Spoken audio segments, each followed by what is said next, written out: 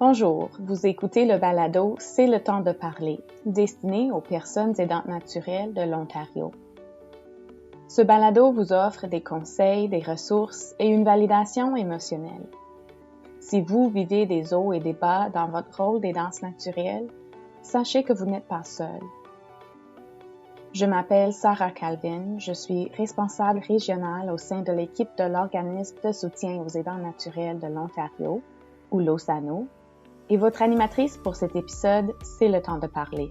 Dans notre épisode aujourd'hui, nous allons explorer les traditions orales francophones et le rôle que peuvent jouer le patrimoine et la culture dans les danses naturelles. Mais avant de se lancer dans notre épisode, écoutons un conte présenté par l'artiste Daniel Lauzon. Les voleurs de poules. Me vas-tu conter un conte que j'aime beaucoup, j'affectionne beaucoup parce qu'il me fait toujours rire à chaque fois que je le conte, mais j'espère aussi que ça va pouvoir vous faire rire en même temps. C'est une fois, il y avait deux gars. Puis ces deux gars-là, ils étaient tannés d'être pauvres. Puis il y en a un qui disait « Hey, j'ai une idée. On devrait voler toutes les poules du village. » Je te dis, ça va nous faire une bonne minute. Après ça, on sauve avec les poules, puis on va être super bon. Le deuxième, c'est une bonne idée, mais où c'est qu'on apporte tout ça pour ne pas se faire pogner? On va se faire pogner si on fouille dans les granges du monde puis qu'on amène ça n'importe où. Ah, je le sais, dit le premier gars. On devrait tout amener au cimetière. Parce qu'il n'y a jamais personne qui va dans le cimetière le soir. Fait pourquoi est-ce qu'on ne fait pas juste tout amener dans le cimetière? OK. Fait que les deux, ils partent chacun sur leur bord puis ils ramassent le plus de poules qu'ils peuvent dans chaque ferme qui passe. Et il y avait les mains bien pleines. Fait que toute la soirée, ça charriait de gauche à droite du poulailler de M. Jacques puis du poulailler des Pomainville.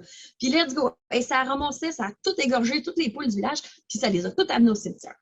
À la dernière bordée, il avait été chez la ferme Blais, il avait tout ramassé les poules, puis là, ils avaient mis, le dernier avait mis tout dans ses mains, puis la grosse pile, puis là, il traverse la clôture pour aller dans le cimetière, puis pouf, il en échappe deux sur le bord de la clôture. Hey, j'en ai échappé deux, es-tu capable de venir les chercher? Oh non, on viendra les rechercher plus tard. OK, pas de problème. Fait que ramasse les poules, puis il s'installe dans le cimetière. Là, dans le cimetière, il est comme, ouais, mais là, comment qu'on fait, là, on va s'expliquer. Puis après ça, on peut chacun soit partir de notre bar ou on ira les bornes ailleurs ou on fait ce qu'on veut. OK, il n'y a pas de problème, mais il faisait noir. C'est une nuit d'été où ce qui fait complètement noir. On ne voit pas grand-chose. Même les étoiles, me semblent pas briller. Puis tu es dans un cimetière. Donc les deux gars, ils sont comme, on va faire une grosse pile, puis on s'assied puis on s'en donne une à toi, une à moi, une à toi, puis on va pouvoir splitter toute la pile. Ah, c'est bien parfait, dit l'autre gars. Fait commence. Une à toi, une à moi, une à toi, une à moi. Puis, ils font ça pour toute la pile. Entre-temps, à côté du cimetière, il y a une église, puis il y a le presbytère, puis tout ça. Puis, le bedeau s'en va à sa besogne, parce que, on est presque au petit matin. Puis, le bedeau, il faut qu'il s'en aille faire ses affaires. Fait qu'il rentre dans l'église, puis il commence sa besogne. Il commence à nettoyer, ramasse ses affaires qui traînent, puis, il va de gauche, il va à droite, puis il se promène. Puis là, il y a des choses à faire dehors. Il sort dehors, il commence à ramasser, il fait le tour. Puis là, en s'approchant du cimetière, il entend une à toi, une à moi, une à toi, une à moi.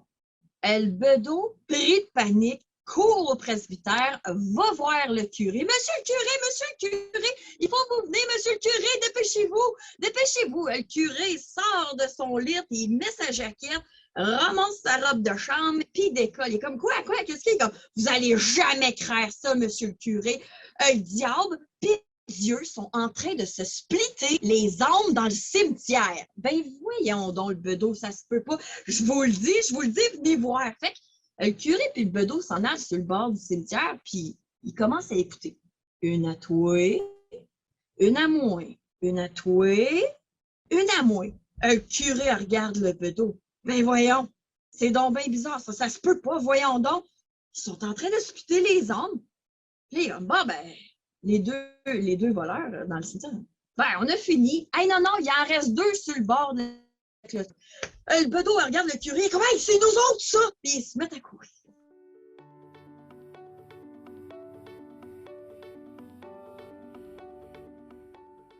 Alors, vous venez d'entendre le conte Les voleurs de poules présenté par Danielle Lauzon, artiste et vice-présidente du conseil d'administration du Centre franco-ontarien de folklore, ou CFOF. Danielle est notre invitée spéciale sur l'épisode aujourd'hui. Alors, bonjour Danielle, merci de te joindre à nous. Bonjour, merci beaucoup. Alors, ce conte que tu viens de nous présenter, je sais que nous allons en parler un peu plus plus tard dans la conversation.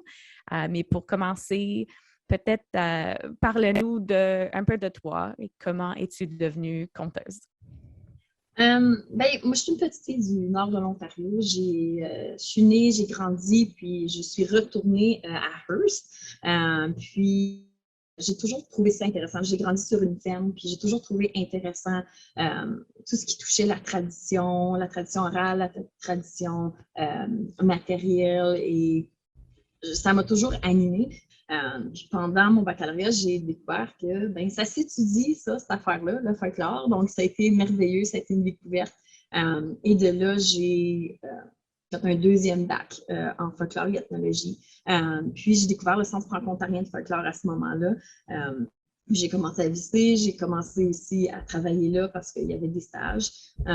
Puis, un amené à l'autre, j'ai commencé à travailler là, comme après mes études, puis jusqu'à en devenir la directrice générale en 2013 jusqu'en 2015. Je suis une grande fan finie du centre parce que j'aime beaucoup les ressources qu'ils ont à offrir puis que je peux utiliser là, pour enrichir qui je suis comme conteuse.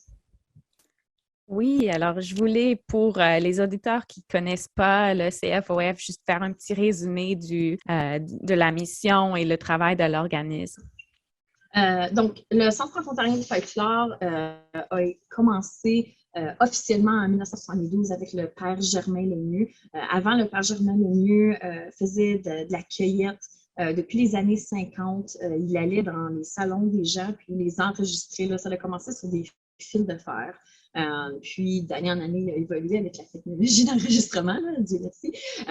Mais c'est ça, il a recueilli depuis les années 50 jusque dans les années 90 des contes, des chansons, des histoires de vie et plein de choses comme ça pour produire, dans le fond, les archives entières là, du Centre franco-ontarien de folklore. Puis, il avait rassemblé des livres, il avait rassemblé des collections entières. Là, donc, si vous cherchiez quelque chose sur le folklore canadien-français, il l'avait probablement, en plus d'avoir fait de la recherche sur le patrimoine immatériel, puis les immeubles et les choses comme ça là, à travers l'Ontario français. Donc, c'était vraiment... Si vous cherchez quelque chose, c'était dans ces ressources-là. Donc, vous regardez les bibliothèques, les archives, les objets folkloriques, les ressources, parce que le CFOF offre la possibilité de consulter les archives, les livres, mais aussi les enregistrements. J'ai une petite anecdote sur le côté. J'ai une amie qui, j'ai présenté une chanson à un moment donné, puis elle me dit « Ah, c'est la même chanson que ma grand-mère chantait. » Puis, fait cocasse, c'était sa grand-mère qui chantait. Elle avait été enregistrée là, comme 30 ans passés, puis c'était sa grand-mère. Elle ne savait même pas que c'était sa grand-mère, là, donc c'est super intéressant. Wow. Mais c'est la mission, puis du CFOF, c'est vraiment de recueillir, de diffuser le patrimoine franco-ontarien. Dans le fond, tout ce qui touche la tradition, là, le CFOF, c'est gagnant pour vous si vous cherchez des choses sur la tradition, de les approcher, là, ils vont pouvoir vous aider. Oui, super intéressant. Clairement, le CFOF a une historique très, très riche. Et puis, je sais qu'aujourd'hui, le CFOF s'implique dans la communauté à travers les traditions orales. Alors, parle-nous un peu de ces projets d'engagement communautaire. Donc, le Centre franco-ontarien de folklore va participer soit dans des soirées de contes avec des clubs de leur genre, mais aussi dans les écoles par le biais d'ateliers de création de contes. Je sais aussi qu'il y a eu des journées de chansons à répondre, des cahiers de chansons qui ont été distribués lors de la Saint-Jean. Moi, j'ai participé sur un temps de 2 ans là, à des présentations diverses sur différentes traditions orales au Centre d'Alzheimer de Sudbury. Puis là, c'était d'aller partager des expériences folkloriques, des chansons, des contes, faire de la tire Sainte-Catherine, donc ça peut aussi avoir rapport à de la nourriture et des choses comme ça. Des expositions, des fois aussi, juste dans les villages là, pour faire connaître la tradition orale qui a déjà été recueillie dans leur passé, mais que des fois, parfois, les gens ont oublié. The Ontario Caregiver Organization is dedicated to equipping caregivers with the resources they need to make sure they are not alone in their journey. Through our e-learning courses, you can learn on your own time and at your own pace. We provide e-learning courses for family caregivers, healthcare providers, volunteers, and employers. If you're new to caregiving, you can take a Caregiver 101 course to get you started. For more information, visit learning.ontariocaregiver.ca. That's learning.ontariocaregiver.ca. Now, back to our episode. Tu as mentionné le partenariat avec la Société d'Alzheimer de Sudbury. Je sais que tu as eu l'occasion d'engager avec des personnes aidantes naturelles pendant ce projet. Donc, je voulais explorer un peu plus ce projet. Qu'est-ce que c'était et quel était ton rôle dans le projet? Oui, donc la directrice du centre à ce moment-là, Lorraine Leblanc, nous a approchés, puis elle voulait qu'on aille faire des contes puis des chansons juste pour 1 heure, 1 fois par mois, juste pour rappeler aux participants du centre qu'est-ce que c'était les chansons, etc. Donc, ça nous a fait plaisir d'accepter parce que un des mandats principaux du CFF, c'est justement de diffuser. Puis c'est encore mieux quand c'est fait dans un contexte un petit peu plus, moi je peux dire pas restreint, mais plus cosy. Là. Donc, à ce moment-là, il y avait, je vous dirais, les premières fois qu'on est allé, il y avait peut-être une dizaine de participants là, dans une salle. On était tous mis en cercle. Puis, on a commencé par des contes. Donc, on a apporté 2 conteurs. Souvent, j'amenais mon mari. On n'était pas mariés à l'époque, mais c'est un conteur. Il s'appelle Joël Lauzon. Puis, lui faisait plus des contes humoristiques, là, donc pour faire rire les gens. Puis, les participants adoraient ça aussi. Donc, on faisait des soit plus petits contes ou un plus gros conte, puis on faisait participer les personnes au centre. On a apporté des objets pour voir si les gens se souvenaient qu'est-ce que ça faisait. Donc, c'était très stimulant pour les personnes qui étaient là, puis des fois les membres de la famille aussi. Donc, ils venaient chanter des chansons, on leur avait fait des cahiers de chansons pour qu'ils puissent suivre avec nous.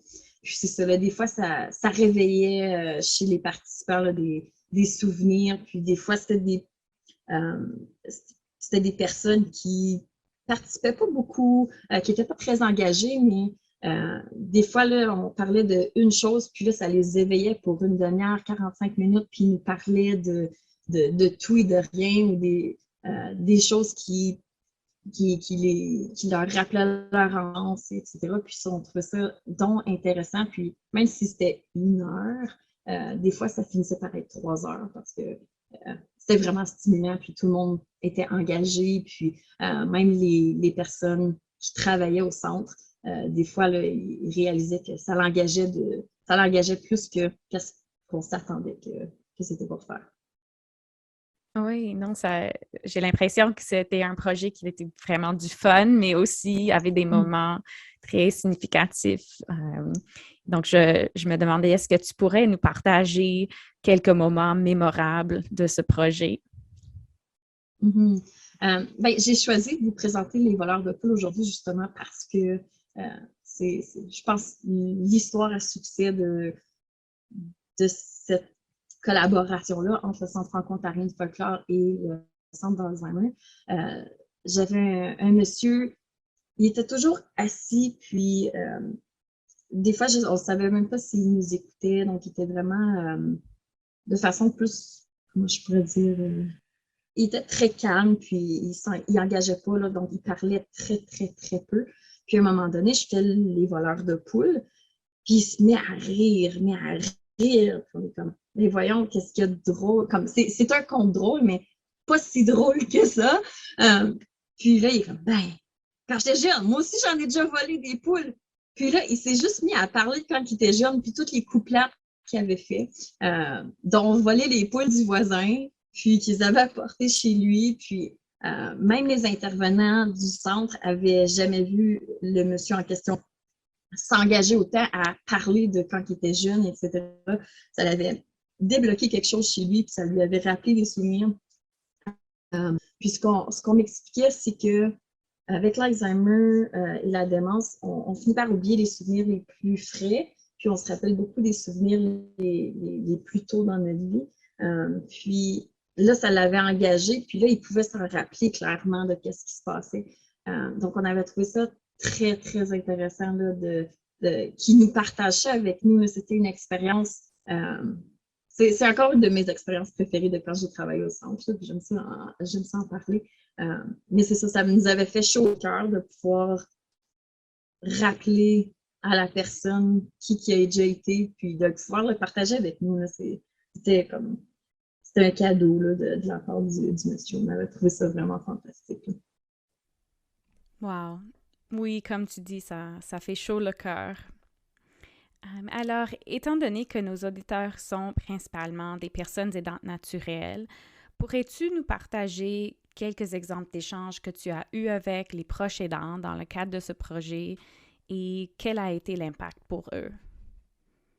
C'est certain que ça avait un impact parce que quand on terminait, comme par exemple, surtout avec les chansons, là, les gens continuaient à chanter. Donc, souvent, on faisait des chansons à répondre parce que t'as pas besoin de connaître toute la chanson. Tu peux juste répéter, puis c'est toujours plus facile de savoir, surtout avec le cahier de chansons également, là, ça l'aide beaucoup. Donc, on fournissait le cahier de chansons. Mais c'est ça, là, donc ils continuaient à chanter des chansons, puis à taper des mains, tout ça. Puis là, souvent, c'était des enfants qui venaient les chercher, leurs enfants. Puis, c'est ça, ils partaient avec un cahier de chansons, puis ils chantaient des chansons qu'eux se rappelaient de quand ils étaient jeunes. Donc, ça donnait un outil à la famille aussi là, de passer des souvenirs.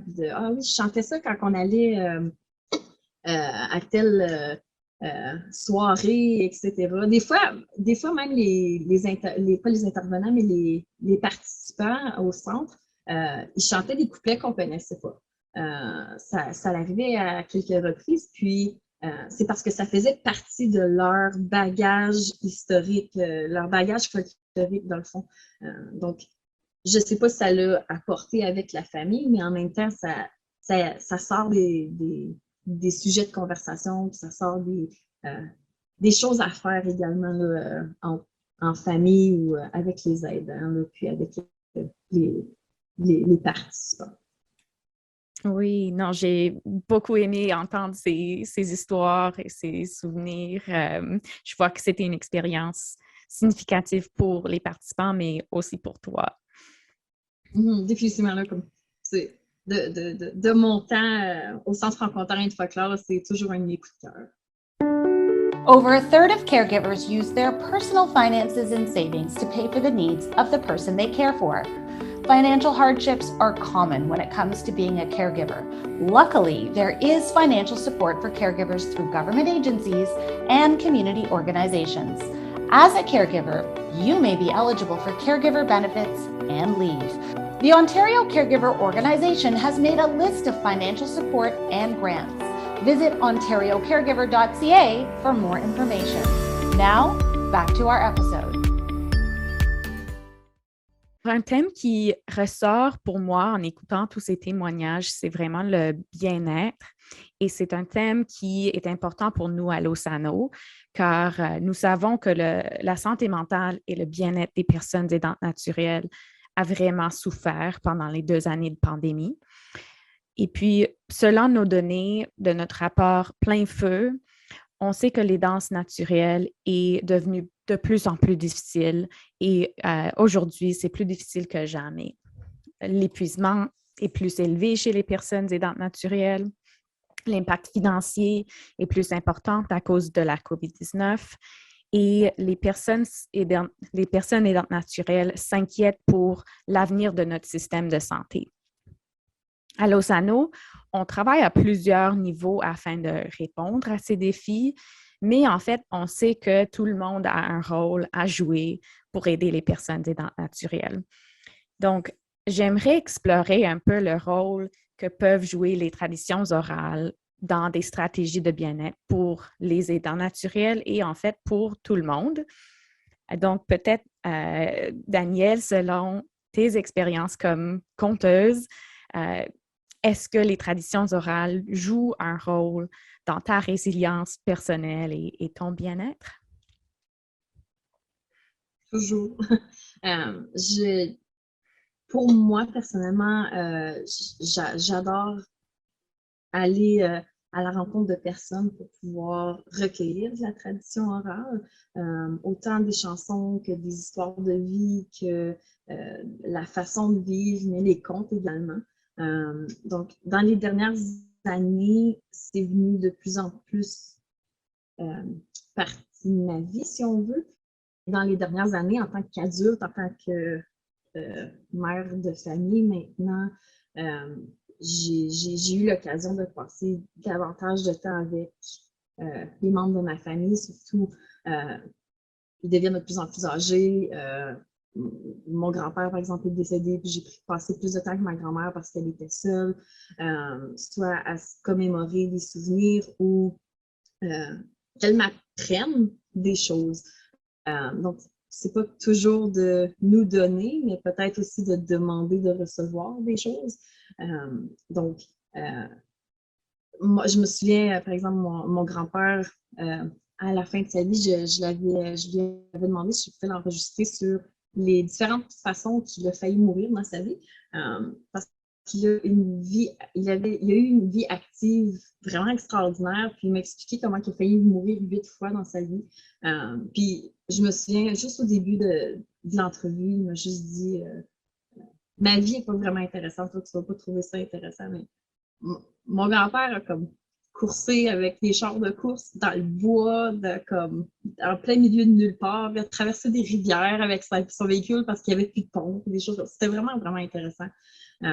Puis juste de passer du temps, oui, ça l'a fait extrêmement du bien à moi-même, mais surtout plus tard dans la vie, comme avec ma grand-mère qui était devenue seule, juste de passer du temps avec elle pour apprendre à tricoter, puis juste aller faire des activités ou même des fois, je lui racontais juste des histoires où je l'apportais à des endroits où justement j'étais pour performer un conte. Comme je pense à l'écomusée à Hearst, par exemple, on avait fait un spectacle avec des contes, de la chanson, puis je l'avais juste apporté, puis des fois, j'ai juste refait des choses qui fait partie de la tradition familiale, donc comme dans le temps, on dirait. Là. Donc, c'est de passer du temps comme c'est au bien-être de moi-même, mais c'est beaucoup aussi au bien-être de elle-même. C'est encore comme difficile, là, comme ma grand-mère est décédée au début de la pandémie, où on ne pouvait même plus aller la voir. Puis c'est ça, là, à la fin, on était tous isolés, elle était isolée chez elle, puis on se faisait dire, vous ne pouvez pas sortir de chez vous, vous ne pouvez pas aller voir personne. Donc, elle qui était seule chez elle était vraiment, vraiment seule chez elle. Comme, oui, je l'appelais, mais il me semble qu'il y a toujours eu le manque physique là, de passer du temps. Puis ça a été vraiment difficile. Puis je pense que ça l'a accéléré les derniers mois de sa vie. C'est vraiment triste. Oui, je pense que beaucoup des auditeurs ont vécu d'expériences similaires de ne pas pouvoir aller voir leurs proches pendant la pandémie. Et puis, je suis contente d'apprendre que tu as eu des bons souvenirs avant de tout temps passer ensemble en racontant des histoires et s'engageant dans les traditions orales. Donc, ça me semble comme un bon outil pour les personnes aidantes naturelles qui peuvent utiliser pour engager avec leurs proches de manière qui n'est pas concentrée sur la santé ou les soins, mais plutôt comme activité de divertissement et de connexion. Est-ce que tu as des conseils pour des personnes qui aimeraient commencer à essayer cette approche avec leurs proches? Des fois, c'est juste d'écouter, de demander, comme je pense à mon grand-père, par exemple, qui ne voulait pas vraiment faire des entrevues au début parce qu'il disait qu'il n'y avait rien de bon à dire. Mais après 2 heures, il y en avait eu beaucoup à dire. Là. C'était vraiment intéressant. Des fois, c'est juste l'étincelle qui va partir le bal. Donc, les contes, c'était moins traditionnel dans la famille, les contes, mais les gens se racontaient des blagues longues, que je vais dire, là, donc des histoires un peu plus comiques. Mais ça l'a initié quand moi, j'ai commencé à faire du conte. « Ah, tu devrais aller voir tel mon oncle, il connaît des contes. » Puis, ça me donnait une excuse d'aller voir des membres de la famille un peu plus éloignés que j'aurais pas vraiment initié de rencontres avec eux. Puis par la suite, j'étais capable de les rapporter dans ma famille plus proche là, pour le refaire d'une différente façon ou le refaire pour commémorer là, les choses. Mais je me souviens aussi juste de pouvoir partager aussi avec la famille qui est encore là, les différentes choses que j'ai apprises. Donc, je pense que c'est de créer du bagage le plus tôt possible pour pouvoir en avoir, puis de pouvoir initier des conversations, de juste trouver l'étincelle. Des fois, c'est un thème comme les poules.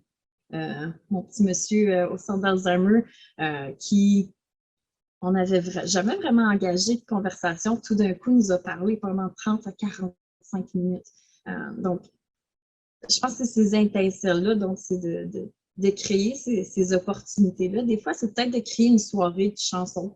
Donc, on peut passer un cahier de chansons puis chanter des chansons. Peut-être que ça va libérer certaines personnes parce que justement, on est un gros groupe à chanter, on n'est pas seul. Donc, des chansons à répondre, des fois, ça permet au groupe en entier de chanter, puis ça l'éveille des souvenirs. Donc, je pense que c'est ça, c'est de créer l'opportunité de pouvoir avoir ces étincelles-là. Excellent, ce sont de super bonnes idées. Et puis, pour les personnes qui sont peut-être un peu gênées de commencer, est-ce qu'il y a des événements ou comment est-ce qu'on peut trouver des opportunités, soit virtuelles ou dans la communauté, pour participer à des traditions orales? Mais surtout avec la pandémie, je dois dire que l'opportunité est venue beaucoup. Là, donc, chez moi, je sais que nous, on a fait quelques soirées de contes virtuelles qui se sont comme présentées un peu partout. J'avais des amis là, qui étaient à Ottawa qui ont écouté ce que moi j'ai présenté à partir de Hearst. Mais il y avait aussi des amis de Sudbury. Envoyer un message au centre pour... ça s'appelle les contes de chez nous, quelque chose comme ça, autour du foyer. Donc, c'est super intéressant parce que c'est la tradition franco-ontarienne, mais aussi la tradition africaine. Donc, il y a un conteur franco-ontarien et un conteur africain. Donc, c'est aussi la découverte de contes d'ailleurs. Des fois, juste envoyer un courriel au Centre franco-ontarien de folklore, ils pourraient même diffuser, ça va être quand les prochaines dates de diffusion de contes et de chansons. Donc, ça pourrait être une belle place à commencer. Par la suite, il y a des ressources qui peuvent être distribuées. Donc, souvent, c'est juste de garder l'œil ouvert. Super. Non, ça nous donne beaucoup de bonnes pistes pour commencer à nous engager avec les traditions orales. Alors, merci beaucoup, Danielle. Tu as partagé beaucoup de ton expertise et ton art avec nous. On vous remercie beaucoup. Merci beaucoup. Et merci beaucoup à vous, les auditeurs, de votre écoute aujourd'hui. Nous espérons que vous avez aimé cet épisode. Pour en savoir plus sur les soutiens disponibles aux personnes aidantes naturelles, visitez notre site web ontariocaregiver.ca/fr. De la part de l'équipe C'est le temps de parler à Losano, je vous souhaite une très bonne journée.